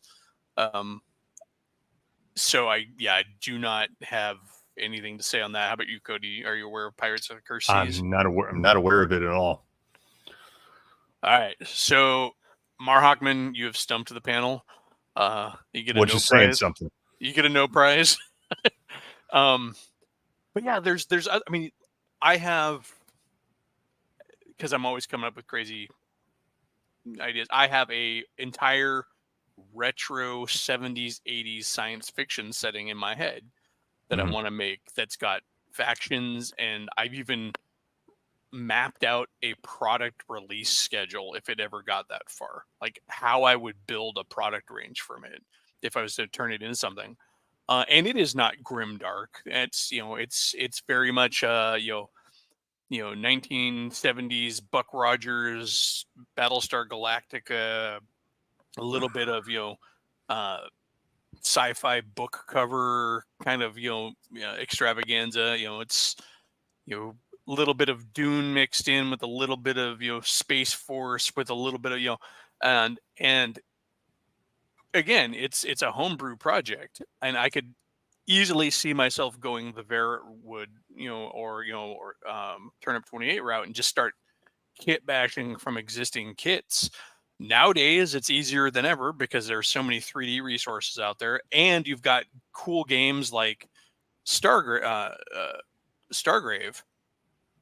which has had a bunch of plastic kits come out for it, which makes it easy to do sci-fi, whether you need jumpsuited, space truckers or alien infantry or somewhere in between. There's research. You're now getting those cheap, I won't say cheap, like quality, but relatively inexpensive box sets that you could build off of to do something like that. For sure. It gets a little weirder with some of my factions because I've got like, crystal space Amazons and, multi-formed, reptile overlords and things like that. But I bet you if I really put my mind to it and started looking for it, I could find all the parts out there. So yeah,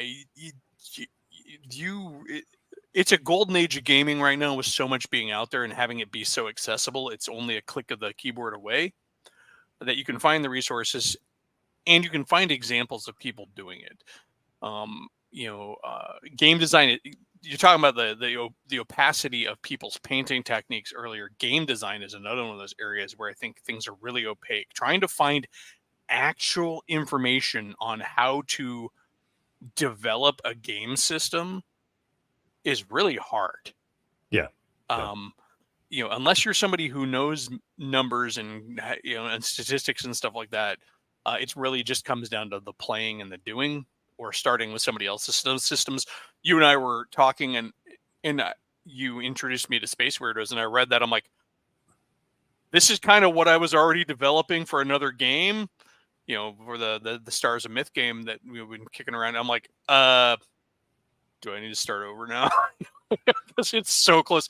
But then I realized that we're both probably feeding off of the same, and you had mentioned this too, is like probably coming from the same, we just liked the same mechanics in other games. I liked the idea of using all of the D&D dice, or most of them. I so many games just stick to a D6, and I'm like, we have had for decades now this array of dice that easily communicate different levels, and so few people actually use them. Instead, they get bogged down with modifiers. Yeah. 2 points about that. Yeah, like the grimdark stuff, going back to that for a minute. I really love grimdark, but I'm not going to lie, I'm a little exhausted by it too. It's overdone at this point. Yeah, it is. I love it, and I grew up with it, obviously, but I'm a little tired of it. I would like to see some other genres. That's kind of what I was thinking when I was developing that sci-fi universe. I'm like, I could do another grimdark sci-fi universe, but I'd rather do something that is different in style. Yeah, everybody's doing grimdark. It's all the fashion right now. All the rage. The world is ending, so you might as well. Oh yeah. And yeah, you're right. Like game system wise, everybody just seems to want to emulate, the old GW games with D6s, and I mean, you're seeing some variation. Like I think Mortborg, like he uses kind of the D&D kind of stuff. One game I don't play that much anymore. That science fiction game by Warlord Games, Gates of Antares. Yeah, which just a good one, wasn't it? No, it was Rick Priestley. That's right. Rules, yeah, and actually a really good game, but I just couldn't find many people to play it. But he uses 10-sided dice, and it's fantastic. The 10-siders are great. I love them because they basically break down into percentages. Exactly. I mean, we all count 1 to 10. So, and so I'm also a fan of percentile-based game systems. I know some people are like, I hate percentile-based systems. I'm like, yeah, except for when I'm playing a percentile-based game, I can look at it and go, I have actually this percentage chance of succeeding. Yeah. But I mean, you can break just about anything into a percentage. Let's see. Yeah, Osprey. So Osprey is an interesting and welcome party to the current movement. I think Osprey, honestly, is semi-responsible, or at least contributor to the revival of a lot of small art house games, because Osprey's thing nowadays seems to be like, you have a game, let me publish it for you. We'll put it in our Blue Book series. And then they have their stars like Frostgrave and Stargrave and stuff like that, because they made Stargrave, but then they also have Rogue Stars, right, which is kind of similar with a little bit more Rogue Trader in it, and I can't help but think that that's why the word Rogue is in the name. But they don't seem to like limit themselves. They've got a Samurai one. They've got all these different games that they're putting out. And so, yeah, you're going to run into, they do have different mechanics too. The neat thing also, I'm digging about Osprey, and I'm not sure what their business model is, but it seems like they're okay with the people who write or get a rule system for them, then publishing independent supplements for it. Yeah. There's the guy who did they have a game, and I can't remember what it's called. Maybe it's Stalker or whatever. The one that's basically the post-apocalyptic, like it's based on the Russian Stalker kind of thing, and I can't remember what it's called. The creator of that wrote that book for them, and then he has like 2 or 3 supplements published independent of Osprey. Yeah. Yeah, and I know that the creator of Frostgrave / Stargrave / Oathmark / has published other stuff independent of the company. He did Rangers of the Shadow Deep or whatever. Right. Joseph McCullough, I think it's Joe McCullough. He's published stuff independent of Osprey for the games that he's published for Osprey, which is a neat model. I don't know if they're doing quite that creator-owned thing, but they at least maybe are willing to say, it's not something we're going to publish anyway, so go for it. Yeah, I'm not sure what their system is. Whatever it is, it's really awesome, because it's just it doesn't really seem to get much filter as what they're going to publish. Yeah, they put out Gaslands, and then which and then you've got all these little historical skirmish games. Yeah, I think Silver Bayonet is no, that's North Star. North Star. But yeah, it's still they are definitely, I think, they're a force for good in miniatures gaming. Yeah. I think so too. Which is funny because they used to just be the historical book company. Yeah. Their first foray was that historical mass battle system they did way back, I think, wasn't it? Can't remember what it was called. Oh, I have it. Fields of Glory. Fields of Glory, yeah. Yeah, I have the books for that. Yes. Yeah, that was kind of came out. That kind of seemed to come out to fill the void left behind by Warhammer Ancient Battles. Yeah, sort of. I think it was more just there was kind of a gap there for any good like ancient rule sets besides like DBA. Yeah. So they were trying to make like a mass. There was just a huge void there. There was nothing accessible and in mass print at the time. And so they did Fields of Glory, which is that game system's the books are beautiful, but the game's a fucking mess. Well, I mean, I was a big fan of Warhammer Ancients going back to that when it came out, and that was cool because that also seemed to be a little bit Wild Westy. Like whoever could come up with a good manuscript, they would publish a book for it. it wasn't like they had a project thing. And I was surprised to find out that it went on much longer than I thought it did, because I was sharing it with you. Like they had a World War One dogfighting game, and they had the trench warfare one. I didn't know about those ones. They had a like Age of Dreadnoughts naval game, and I only knew of like the first Wild West book, but there's like 6. Yeah. And they weren't just using Warhammer too, because they did War Master Ancients. They did, and then the Wild West ones were all based on the Lord of the Rings miniatures game system. Yep. I don't know what system they used for their dogfighting game or their naval battle game. Gonna probably, because it's all Warhammer and it's probably all spawned out of the various GW titles, I'm gonna bet you that their naval battle one was probably born out of the Battlefleet Gothic. Yeah. And Man of War and all that stuff. Yeah, but yeah, I don't. That it makes me wonder if the actual dogfighting one is what they turned into their current air combat game for Warhammer. Who wrote that World War One air combat game? Was it Andy Chambers? Let me check. Let's see if I can find it. I'd almost bet money it's Andy Chambers. We're in the post ramble here. Anyways, let me see if I can find it. So keep talking. I'll look it up. Yeah, because he seems to have a real knack for those like air combat games and stuff. And he wrote that Blood Red Skies for Warlord Games recently, the World War II air combat game. Yeah. Let's see. Yeah, I wasn't aware of all those. I mean, I was aware of a lot of the Warhammer historical stuff. Like I still had the books for them, Warhammer Ancients and Warhammer English Civil War.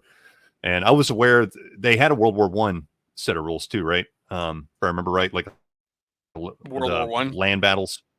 Yeah, it's the Great War. Then they have, the Great War. I remember that one, but I had no idea they had like a World War One dogfighting game and all that stuff. Until you told me about it. Yeah, it surprised me too, because I was just looking up Warhammer historical titles, and because they had like the Great War, and then they had a supplement called Over the Top. Yeah. And I know like their Old West one went into like the Indian Wars. Yeah. On the frontier, and all sorts of extra supplements on that one. I'm still trying to find that World War One dogfighting. Of course, now that I'm here looking for it, it's never going to show up. Well, don't worry about it if you can't find it. I was just curious. I know I saw it. It exists. Legends of the Old West. That was a great game. I wish I still had the book for it. Unfortunately, it got ruined. But that was a really, really fun game. That was probably my favorite of the historical series. And it played a lot like the games we were talking about at the beginning of the show, like Mordheim and Necromunda and stuff. If I remember right, you leveled up your warband and all that stuff. I don't know if it had like all the random events and all that stuff like Mordheim and Necromunda had, but it was very similar in style. I think I found it. Richtofen's Flying Circus. That's newer than I thought. 2012? Really? Yeah. Wow. In the years of Richtofen's Flying Circus, 80-page game to use 1/72nd scale model aircraft with it, or 1/44th, 1/32nd. So it has no specific scaling. We're looking for who wrote it. I'm on the Board Game Geek page, so I'm looking to see. Well, if it's 2012, I doubt it's Andy Chambers. Yeah, Owen Bronham. I've never heard of him. Nor have I. But yeah, Warhammer Historicals is the... Yeah, they did a Pirates game too, Legend of the High Seas. I was sneaking suspicion that some of those games were probably only available in the UK. Very possibly, because they also have like a Age of Sail one, Trafalgar, which that one probably used the... Unless they broke the mold of just rehashing old GW rule systems, that probably used Man of War. I would imagine. are very similar. Yeah, it derived from, these don't mention what they were based around, so not useful. But yeah, Mark Latham. Yeah, I think what we're seeing here is what we saw with a lot of the supplements for Warhammer Ancient Battles, which was some guy had a really good idea and did a manuscript and they published it. That's how Shield Wall came out. Did you ever pick up the one for Shield Wall for Warhammer Ancient Battles? It's No. the dark. No. That was really cool because in addition to being straight historical, it had a little page in the back that had some legendary items from the sagas. Oh yeah. And you could add a little bit of fantasy that that felt fun. Well, for Dark Ages, you really have to have something in there to make it interesting. Otherwise, it's really boring. All those armies are so similar. Exactly. I mean, they're almost exactly the same with a few exceptions. And yeah, like on the tabletop, that doesn't make for a very interesting game unless you have some kind of special mechanics, or you add in some kind of you have to add in some kind of flavor to make it interesting. Shield Wall did that. Yeah, okay. That's the neat thing about it. The guy who, in fact, Shield Wall, because it did that, actually caught a little criticism for sometimes being a little ahistorical. Yeah. But at the same time, the guy was trying to make all four kingdoms of Old England unique army-wise, for example. And so it was kind of cool because what he would do is he would, for each major player, like England, right?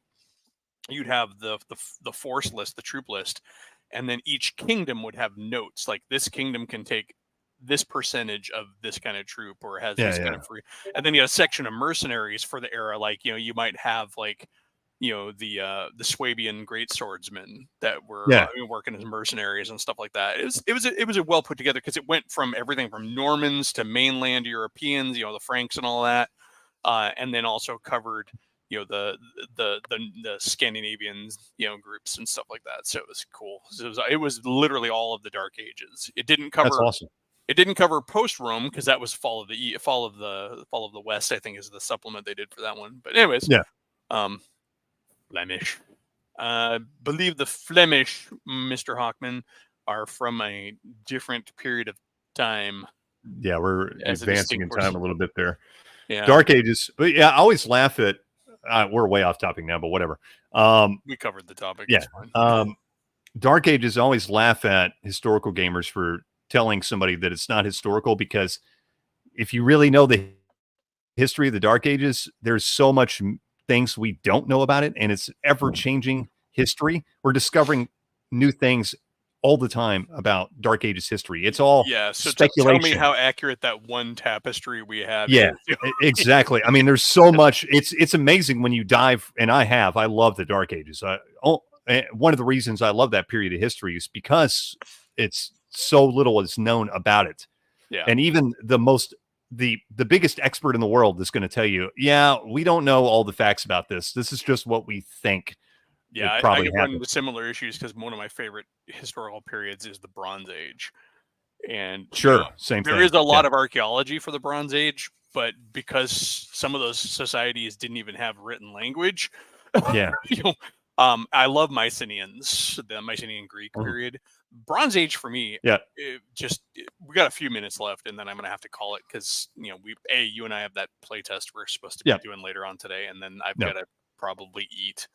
But the Bronze Age to me is one of those periods in human history that seems like the most fantastic, like most like fantasy. Everything is kind of imperfect and weird shape. Like the helmets are all odd. The weapons are all funky shaped. Everything's gold and bronze colored, and we got chariots which go out of style real quick. And chariots are just a weird, exciting concept, and we don't exactly understand how they fought on chariots. Like, did they use spears? Did they use bows? Were they just battle taxis? But it's just this. It's this weird. It feeds that part of the brain that I think likes Conan and stuff, where you've got weird mystery cults and loincloths and and all of that. And then you have the European Bronze Age, which nobody talks about, which is also really cool, Yeah. and that's like, where, the idea of chariots in Scandinavian myths comes from, is because in the European Bronze Age, Northern European Bronze Age, they were tooling around in chariots just like everybody else. Right. Yeah. They were just wielding a lot more axes. Yeah. But yeah, that's a period of history for me that just seems really fantastical. But again, it's another one of those periods where it's a lot of educated guesses based on a lot of archaeology, but not a lot of written work. Yeah. Yeah. The Dark Ages is even worse, I feel, because there is even less archaeology to support the Dark Ages. I mean, it's literally like they might have one example of a lot of things, so it's, yeah. So anyways, my point of that was, anytime I hear some historical buff gawk at somebody's, miniatures or something saying it's not historical, I'm like, dude, we have no clue really what was historical and not. I mean, we can make speculations, and we have some things that we're pretty sure were fact, but even then, like, things are changing every day about the Dark Ages. Yeah. It's like I read recently being in like the last 10 years, that there's a lot of the Gaul and Germanic tribes. This isn't quite Dark Ages, but pre-Dark Ages. Yeah, may have been one or the other. They just were misclassified, because those two groups were so close. They're right. And like a lot of tribes that were labeled as Gaulish may have actually been Germanic, and a lot of Germanic tribes may have been Gaulish. Well, and like, not to go off on history rants, but we kind of are. Is like the, the genetic, what do you call it? Genetic research that's been going on for the past 20 years has really unlocked a lot of mysteries, even more so. Things we thought were true may not be true anymore, like the Saxon invasion. There's a lot of genetic information that's showing that might have not have happened the way we thought it did, and now it's they're opening up a whole can of worms now. And like the Norse, the whole Viking raids, they assume that, a lot of those Vikings stayed in like Northern Ireland and Northern Britain, but they're finding that very few people there have, Scandinavian blood, actually. Things like that, or, it's just opening up more questions now that we thought were true and probably not true. And yeah, so. Yeah, I mean, there are pockets of, and the other thing is, I think we're learning too that, and I'm going to say this part, and then we're probably going to end up having to close it out, but we're learning, one thing we're definitely learning is that the people in older, I won't necessarily, in ancient history, were much more mobile than we think of them. And like, like whole groups of people from one region would just up and leave and go somewhere else for work, or because some lord attracted them or whatever. That's how and especially when you get into where like Germany and France are, it's so mingled. We were joking around about like why is the Empire Army so cool in Warhammer, and the Bretonnians got stuck with Arthur, because the Empire Army steals all the Frankish lore, which is shared by both the Germans and the French. And there are townships in France that are full of German names because the borders shifted, but the families stayed there. Or, there are also like huge clusters of German populations, for example, in Russia, because at some point a bunch of Germans just up and left to go live in Russia because there was work there. People weren't so tied to the land as we once thought they were, because who's going to stop you? You're just going to get up and get your ox cart and leave. As long as you don't get caught, you're fine, right? But on that note, I think we have we've clearly gone way off topic and reached the end of the topic on weird games, Turnip28. There's so much more to say on that topic because there's games I'm not aware of. New stuff is coming up for it. That's I think one of the neat things about it. It is a very living trend. It's an alive and well trend in gaming. So watch that space if it interests you. I mean, look out onto the interwebs. It's going to be coming at you anytime. Like I said, your Google searches and YouTube searches will take you down rabbit holes for those games that you'll find all sorts of stuff. If you find a game where I didn't cover one, go ahead and throw it into the comments on the video. I've tried to capture in the notes all of the games that we talked about. But thanks to those folks who joined in. We did have Mage's Musings earlier. He has a wonderful YouTube channel. Cody, you've got a YouTube channel as well. You're covering some good stuff there with your history of gaming. If you like history of gaming, Cody's a good guy to listen to. RPG Grandma was here.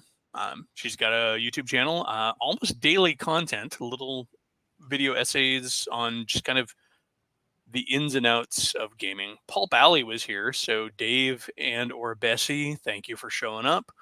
Play Paul Bally. It's an amazing game, constantly updated, plenty of content. You'll never run out, and it'll handle just about everything. And when I say that, I don't mean in a generic way to where you feel like meh. I mean, it literally. I mean, you want to play Star Wars miniatures games? Paul Bally will do it. You've got Mook rules. You've got you've got generic mechanics. A blaster is a gun by any other name, right? Let's see. Gingerbeard was on here. He snuck in and made a comment. Let's see. And everybody else, have a great night, day, whatever period of the solar cycle it is. Have a good one, folks. Yeah. Later.